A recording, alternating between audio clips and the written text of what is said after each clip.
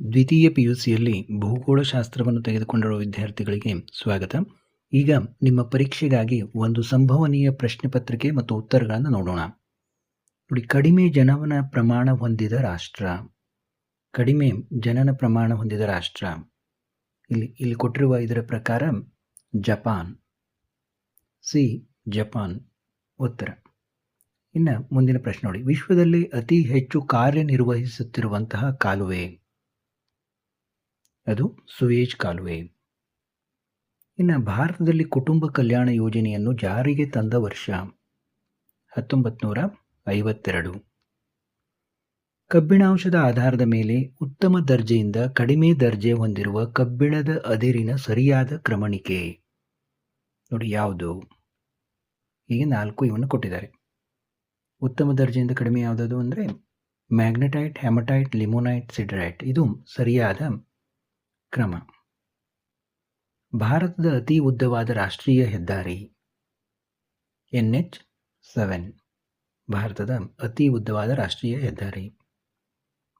ಇನ್ನು ಆವರಣದಲ್ಲಿ ನೀಡಿರುವ ಸೂಕ್ತವಾದ ಪದವನ್ನು ಆರಿಸಿ ಬಿಟ್ಟ ಸ್ಥಳಗಳನ್ನು ತುಂಬಿರಿ ಅಂತ ಕೇಳಿದರೆ, ಜನಸಂಖ್ಯಾ ಭೂಗೋಳಶಾಸ್ತ್ರದ ಸ್ಥಾಪಕರು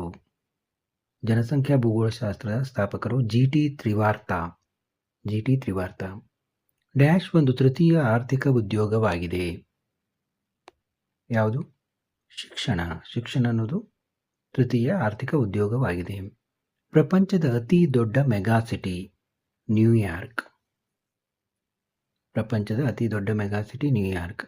ಭಾರತದ ಅತಿ ಉದ್ದವಾದ ಅಣೆಕಟ್ಟು ಹಿರಾಕುಡ್ ಅಣೆಕಟ್ಟು. ಇನ್ನು ಸುವಾಸಿತ ಸಾಂಬಾರುಗಳ ರಾಣಿ ಅಂತ ಅದನ್ನು ಕರಿತೀವಿ ಏಲಕ್ಕಿ. ಇನ್ನು ಕೆಳಗಿನವುಗಳನ್ನು ಹೊಂದಿಸಿ ಬರೆಯಿರಿ. ನೋಡಿ, ಇಲ್ಲಿ ನಿಮ್ಮ ಸ್ವಲ್ಪ ಬ್ಲೂ ಪ್ರಿಂಟ್ಗಿಂತ ಬದಲು ಅನಿಸ್ಬೋದು ನಿಮಗೆ. ಇಲ್ಲಿ 11ನೇ ಪ್ರಶ್ನೆಯಲ್ಲಿ 1, 2 ಅಂತ ಬಂದಿರ್ತದೆ. ಇಲ್ಲಿ 12, 13 ಅಂತ ಹಾಕಲಾಗಿದೆ. ನೋಡಿ, ಅಮೆಜಾನ್ ರೆಡ್ ಇಂಡಿಯನ್ನರು.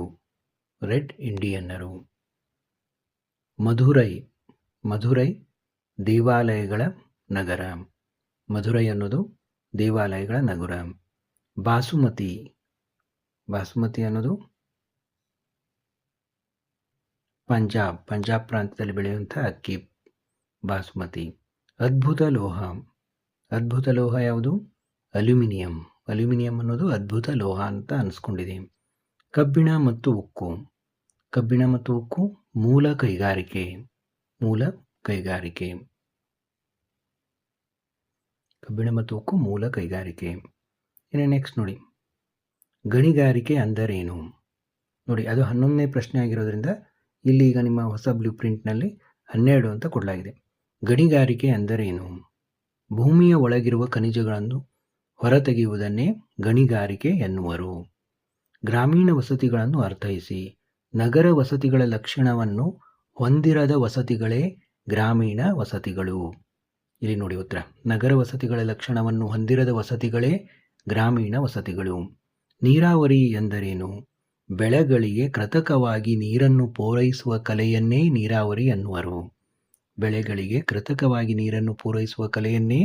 ನೀರಾವರಿ ಎನ್ನುವರು.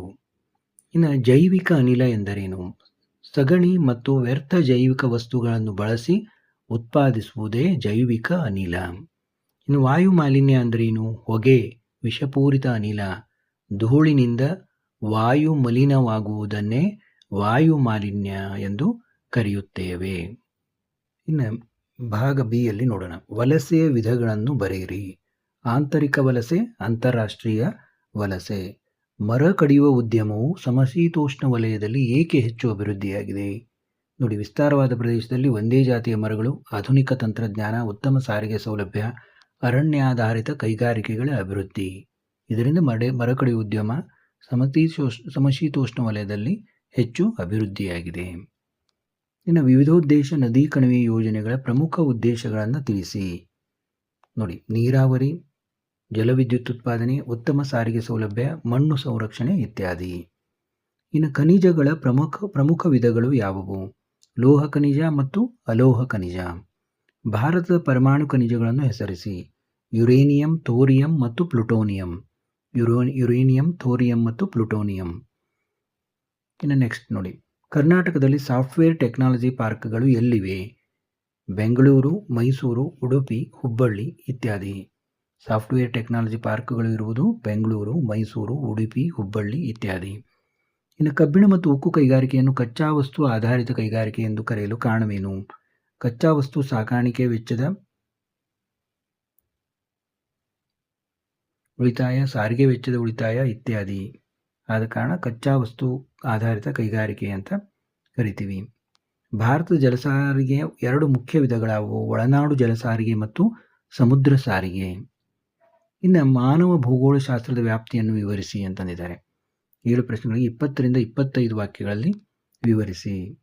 ನೋಡಿ, ಮಾನವ ಭೂಗೋಳಶಾಸ್ತ್ರದ ವ್ಯಾಪ್ತಿಯನ್ನು ವಿವರಿಸಿ. ನೋಡಿ, ಮಾನವನ ಚಟುವಟಿಕೆಗಳು ಪರಿಸರದೊಂದಿಗೆ ನೇರವಾಗಿ ಸಂಬಂಧ ಹೊಂದಿರುತ್ತದೆ. ಮಾನವನ ಎಲ್ಲ ಚಟುವಟಿಕೆಗಳ ಮೇಲೆ ಪರಿಸರ ಪ್ರಭಾವ ಬೀರುತ್ತದೆ. ಮಾನವನ ಪುರಾತನ ಜೀವನ ಕ್ರಮದಿಂದ ಇಂದಿನ ಆಧುನಿಕ ಮಾನವನ ಚಟುವಟಿಕೆಗಳ ಮೇಲೆ ಪರಿಸರದ ಪ್ರಭಾವ ಹೇಗೆ ಬದಲಾವಣೆ ಮಾಡುತ್ತಾ ಬಂದಿದೆ ಎಂಬುದನ್ನು ವಿವರಿಸುತ್ತದೆ. ಇದನ್ನು ನೀವು ವಿವರಿಸಬೇಕು. ಪ್ರಪಂಚದ ಲಿಂಗಾನುಪಾತ ಹಾಗೂ ವಯೋಮಾನ ರಚನೆಗಳ ಕುರಿತು ಟಿಪ್ಪಣಿ ಬರೆಯಿರಿ. ನೋಡಿ, 2010ರಲ್ಲಿ ಪ್ರಪಂಚದ ಸರಾಸರಿ ಲಿಂಗಾನುಪಾತ ಪ್ರತಿ 1000 ಪುರುಷರಿಗೆ 986 ಮಹಿಳೆಯರು. ಇದು ಪ್ರಪಂಚದಾದ್ಯಂತ ಒಂದೇ ರೀತಿ ಇರದೆ ವ್ಯತ್ಯಾಸಗಳಾಗಿರುತ್ತದೆ. ಇದನ್ನು ಬೇರೆ ಬೇರೆ ರಾಷ್ಟ್ರಗಳಿಗೆ ಹೋಲಿಸಿ ಬರೆಯುವುದು. ಪ್ರಪಂಚದ ವಯೋಮಾನ ರಚನೆಯು ಮಕ್ಕಳು, ವಯಸ್ಕರು, ವೃದ್ಧರು ಎಂದು ವಿಂಗಡಿಸಲಾಗಿದೆ. ಇದನ್ನು ಜನಸಂಖ್ಯಾ ಪಿರಾಮಿಡ್ ಮೂಲಕ ವಿವರಿಸುವುದು. ಇನ್ನು ಸಮೂಹ ಮಾಧ್ಯಮಗಳ ಪ್ರಾಮುಖ್ಯತೆಯನ್ನು ವಿವರಿಸಿ.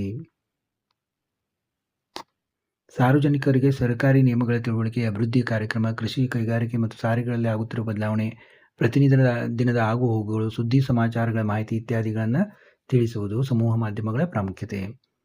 ಇನ್ನು ಭಾರತದ ಜನಸಂಖ್ಯೆ ಬೆಳವಣಿಗೆ ಪ್ರವೃತ್ತಿಯನ್ನು ವಿವರಿಸಿ. ಒಂದು ದೇಶ ಅಥವಾ ಒಂದು ಪ್ರದೇಶದಲ್ಲಿ ವಾಸಿಸುವ ಜನರ ಸಂಖ್ಯೆಯಲ್ಲಿ ಏರಿಕೆಯಾಗುವುದನ್ನು ಜನಸಂಖ್ಯಾ ಬೆಳವಣಿಗೆ ಎಂದು ಕರೆಯುತ್ತಾರೆ. ಭಾರತ ಜನಸಂಖ್ಯೆ ಬೆಳವಣಿಗೆ ಪ್ರವೃತ್ತಿಯನ್ನು 4 ಹಂತಗಳಾಗಿ ವಿಂಗಡಿಸಿದೆ. ನೋಡಿ, 1901ರಿಂದ 21 ಸ್ಥಿರ ಜನಸಂಖ್ಯಾ ಬೆಳವಣಿಗೆ, 21ರಿಂದ 51 ನಿರಂತರ ಬೆಳವಣಿಗೆ, 51ರಿಂದ 81 ಶೀಘ್ರ ಅಧಿಕ ಬೆಳವಣಿಗೆ, 81ರಿಂದ 2011 ಅಧಿಕ ಬೆಳವಣಿಗೆಯೊಂದಿಗೆ ಇಳಿಮುಖವಾಗುತ್ತಿರುವ ಸ್ಪಷ್ಟ ಸೂಚನೆ. ಇದನ್ನು ವಿವರಿಸುವುದು. ವಲಸೆಯ ಪರಿಣಾಮಗಳನ್ನು ವಿಶ್ಲೇಷಿಸಿ. ವಲಸೆಯ ಪರಿಣಾಮಗಳು: ಧನಾತ್ಮಕ ಪರಿಣಾಮಗಳು ಮತ್ತು ಋಣಾತ್ಮಕ ಪರಿಣಾಮಗಳು. ಧನಾತ್ಮಕ ಪರಿಣಾಮಗಳು ಅಧಿಕ ಜನಸಾಂದ್ರತೆಯನ್ನು ನಿಯಂತ್ರಿಸುತ್ತದೆ, ಉದ್ಯೋಗಾವಕಾಶಗಳ ದೊರೆಯುವಿಕೆ. ಋಣಾತ್ಮಕ ಪರಿಣಾಮಗಳು ಜನಸಾಂದ್ರತೆ ಮತ್ತು ಜನಸಂಖ್ಯಾ ಹಂಚಿಕೆ ಮೇಲೆ ಪ್ರಭಾವ ಬೀರುತ್ತದೆ, ಕೊಳಚೆ ಪ್ರದೇಶಗಳು ನಿರ್ಮಾಣವಾಗುತ್ತವೆ. ಭಾರತದಲ್ಲಿ ಕಾಲುವೆ ನೀರಾವರಿಯನ್ನು ವಿವರಿಸಿ. ಕಾಲುವೆಗಳಿಂದ ಹೊಲಗದ್ದೆಗಳಿಗೆ ನೀರನ್ನು ಪೂರೈಸುವುದರಲ್ಲಿ ಇದರಲ್ಲಿ 2 ವಿಧ: ಪ್ರವಾಹ ಕಾಲುವೆ, ಸಾರ್ವಕಾಲಿಕ ಕಾಲುವೆ. ನೋಡಿ, 51ರಲ್ಲಿ 8.3 ಮೀಟರ್ ಹೆಕ್ಟೇರುಗಳಿಂದ 2007-8ರಲ್ಲಿ 16 ಮಿಲಿಯನ್ ಹೆಕ್ಟೇರುಗಳಿಗೆ ಹೆಚ್ಚಿದೆ. ಮಿಲಿಯನ್ ಹೆಕ್ಟೇರುಗಳಿಂದ. ಹಂಚಿಕೆ: ಉತ್ತರ ಪ್ರದೇಶ, ರಾಜಸ್ಥಾನ, ಆಂಧ್ರ ಪ್ರದೇಶ, ತೆಲಂಗಾಣ ಎಕ್ಸೆಟ್ರಾ. ಸಮಸ್ಯೆಗಳನ್ನು ತಿಳಿಸುವುದು. ಇನ್ನು ಹಸಿರು ಕ್ರಾಂತಿಯ ಪರಿಣಾಮಗಳನ್ನು ಬರೆಯಿರಿ. ಹೆಚ್ಚು ಇಳುವರಿ ಬೆಳೆ ಪ್ರಭೇದಗಳು ಮತ್ತು ಆಧುನಿಕ ಕೃಷಿ ಕೌಶಲ್ಯದ ಅಳವಡಿಕೆ ಮೂಲಕ ಆಹಾರ ಮತ್ತು ಉತ್ಪಾದನೆಯನ್ನು ಹೆಚ್ಚಿಸುವುದನ್ನೇ ಹಸಿರು ಕ್ರಾಂತಿ ಎನ್ನುತ್ತೇವೆ. ಪರಿಣಾಮ: ಅನುಕೂಲ, ನ್ಯೂನತೆಗಳಿವೆ. ಕೃಷಿ ಉತ್ಪಾದನೆ ಮತ್ತು ಇಳುವರಿಯಲ್ಲಿ ಹೆಚ್ಚಳ, ರೈತರ ಅಭ್ಯುದಯ, ಉತ್ತಮ ಭೂಬಳಕೆ ಇತ್ಯಾದಿ. ಇನ್ನು ಅನನುಕೂಲ ಏನು ಅಂದರೆ ಭೂಮಿಯ ಗುಣಮಟ್ಟ ಕಡಿಮೆಯಾಗುತ್ತದೆ, ಕಳೆಯು ಹೆಚ್ಚುತ್ತದೆ, ಜೀವ ವೈವಿಧ್ಯತೆ ನಷ್ಟ ಇತ್ಯಾದಿ. ಭಾರತದಲ್ಲಿ ಭತ್ತದ ಹಂಚಿಕೆಯನ್ನು ಬರೆಯಿರಿ. ನೋಡಿ, ಭಾರತದಲ್ಲಿ ಭತ್ತ ಸಾಗುವಳಿ ದೇಶಾದ್ಯಂತ ಹಂಚಿಕೆಯಾಗಿದೆ. ಮುಖ್ಯವಾಗಿ ನದಿ ಮೈದಾನ, ಮುಖಜ ಭೂಮಿ, ಪ್ರವಾಹ ಮೈದಾನ, ಈಶಾನ್ಯ ಪ್ರದೇಶಗಳು, ದಕ್ಷಿಣ ಭಾರತ ಕರಾವಳಿ ಪ್ರದೇಶ ಇತ್ಯಾದಿಗಳಲ್ಲಿ ಹಂಚಿಕೆಯಾಗಿದೆ. ಪಶ್ಚಿಮ ಬಂಗಾಳ, ಉತ್ತರ ಪ್ರದೇಶ, ಆಂಧ್ರ ಪ್ರದೇಶ, ತೆಲಂಗಾಣ ಮತ್ತು ಪಂಜಾಬ್ ರಾಜ್ಯಗಳು ದೇಶಗಳಲ್ಲಿ ಅಧಿಕ ಭತ್ತ ಬೆಳೆಯುವ ಮತ್ತು ಉತ್ಪಾದಿಸುವ ರಾಜ್ಯಗಳಾಗಿವೆ. ಬಿಹಾರ, ತಮಿಳುನಾಡು, ಛತ್ತೀಸ್ಗಢ, ಕರ್ನಾಟಕ ಭತ್ತ ಬೆಳೆಯುವ ಇತರೆ ಪ್ರಮುಖ ರಾಜ್ಯಗಳಾಗಿವೆ. ಈ ರಾಜ್ಯಗಳಲ್ಲಿ ಭತ್ತ ಬೆಳೆಯುವ ಪ್ರದೇಶಗಳನ್ನು ಬರೆಯುವುದು. ಇನ್ನು ಖನಿಜ ಮತ್ತು ಶಕ್ತಿ ಸಂಪನ್ಮೂಲಗಳ ಸಂರಕ್ಷಣೆ ಮತ್ತು ನಿರ್ವಹಣೆಗಳನ್ನು ಕುರಿತು ಬರೆಯಿರಿ. ಮುಂದಿನ ಪೀಳಿಗೆಗಾಗಿ ನೈಸರ್ಗಿಕ ಸಂಪನ್ಮೂಲಗಳನ್ನು ಮತ್ತು ಪರಿಸರವನ್ನು ರಕ್ಷಿಸುವುದು ಮತ್ತು ಉಳಿಸುವುದನ್ನೇ ಸಂರಕ್ಷಣೆ ಎಂದು ಕರೆಯುತ್ತಾರೆ. ಖನಿಜ, ಶಕ್ತಿ ಸಂಪನ್ಮೂಲ, ಮಣ್ಣು, ಅರಣ್ಯ ಇತ್ಯಾದಿಗಳನ್ನು ನೈಸರ್ಗಿಕ ಸಂಪತ್ತು ನಾಶ ಮತ್ತು ಮಿತಿಮೀರಿದ ಶೋಷಣೆಯನ್ನು ನಿಯಂತ್ರಿಸುವುದು ಮತ್ತು ನಿರ್ವಹಣೆ ಮಾಡುವುದು. ಇನ್ನು ಸಂರಕ್ಷಣೆಯ ಕ್ರಮಗಳು: ಹೊಸ ಖನಿಜಗಳ ಉತ್ಪಾದನೆ, ಗಣಿಗಾರಿಕೆ ಸಂದರ್ಭದಲ್ಲಿ ರಕ್ಷಣೆ, ಪೂರ್ಣ ಪ್ರಮಾಣದ ಖನಿಜಗಳನ್ನು ಹೊರತೆಗೆಯುವುದು ಇತ್ಯಾದಿ ಅಂಶಗಳನ್ನು ವಿವರಿಸುವುದು. ಭಾರತದ ಮುಂಬೈ ಪುಣೆ ಕೈಗಾರಿಕಾ ಪ್ರದೇಶದ ಅನುಕೂಲತೆಗಳನ್ನು ಚರ್ಚಿಸಿ. ನೋಡಿ, ಮುಂಬೈ ಪುಣೆ ಕೈಗಾರಿಕಾ ಪ್ರದೇಶ ಭಾರತದ ಅತಿದೊಡ್ಡ ಕೈಗಾರಿಕಾ ಪ್ರದೇಶ ಮಹಾರಾಷ್ಟ್ರದ ರಾಜ್ಯದಲ್ಲಿದೆ. ಮುಂಬೈ ಮತ್ತು ಇದರ ಸುತ್ತಮುತ್ತಲಿನ ಉಪನಗರಗಳನ್ನು ಒಳಗೊಂಡಿದೆ. ಗುಣಲಕ್ಷಣ: ಬ್ರಿಟಿಷ್ ಮತ್ತು ಪಾರ್ಸಿ ವಾಣಿಜ್ಯೋದ್ಯಮಿಗಳ ಪ್ರೋತ್ಸಾಹ, ಮುಂಬೈ ಬಂದರು ಸೌಲಭ್ಯ, ಉತ್ತಮ ರಸ್ತೆ ಹಾಗೂ ರೈಲು ಸಾರಿಗೆ ಸಂಪರ್ಕ ಇತ್ಯಾದಿ. ಪ್ರಮುಖ ಕೈಗಾರಿಕೆಗಳು ಹತ್ತಿ, ಬಟ್ಟೆ, ಉಣ್ಣೆ, ರೇಷ್ಮೆ, ಜವಳಿ ಇತ್ಯಾದಿ. ಮತ್ತು ರಸ್ತೆ ಸಾರಿಗೆ ಮಹತ್ವ: ಹತ್ತಿರದ ಸಾಧಾರಣ ದೂರ ಸ್ಥಳಗಳಿಗೆ ಅನುಕೂಲ, ಅಗ್ಗದರದ ಮತ್ತು ಅತಿ ಶೀಘ್ರವಾದ ಸಾರಿಗೆ, ಬೇಗನೆ ಕೆಡುವಂಥ ವಸ್ತುಗಳ ಶೀಘ್ರ ಸಾಗಾಣಿಕೆ, ಮಾರುಕಟ್ಟೆ ಮತ್ತು ಕೈಗಾರಿಕಾ ಪ್ರದೇಶಗಳಿಗೆ ಸುಲಭ ಸಂಪರ್ಕ, ಹೆಚ್ಚು ಉದ್ಯೋಗಾವಕಾಶ ಇತ್ಯಾದಿ. ಇನ್ನು ಭಾರತದಲ್ಲಿ ಸುಸ್ಥಿರ ಅಭಿವೃದ್ಧಿಯ ಸವಾಲುಗಳನ್ನು ಕುರಿತು ಚರ್ಚಿಸಿ ಅಂತಂದಿದ್ದಾರೆ. ನೋಡಿ, ಇಂದಿನ ಮಾನವನ ಅಗತ್ಯತೆಗಳನ್ನು ಮುಂದಿನ ಜನಾಂಗದ ಕಲ್ಯಾಣವನ್ನು ಹಾಳು ಮಾಡದೆ ಪೂರೈಸುವುದನ್ನೇ ಸುಸ್ಥಿರ ಅಭಿವೃದ್ಧಿ ಎಂದು ಕರೆಯುತ್ತಾರೆ.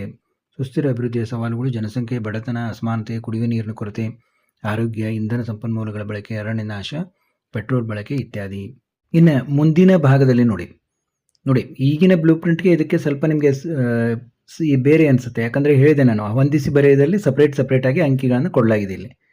ಇಲ್ಲಿ ನೋಡಿ, ಕೆಳಗೆ ಕೊಟ್ಟಿರುವ ಅಂಕಿಅಂಶಗಳ ಸಹಾಯದಿಂದ ಒಂದು ಸರಳ ರೇಖಾ ಲೇಖವನ್ನು ರಚಿಸಿ. ಇದಕ್ಕೆ 5 ಅಂಕ ಇರ್ತದೆ. ಪ್ರತಿ ವರ್ಷ ಕೇಳ್ತಾರೆ ಇದನ್ನು.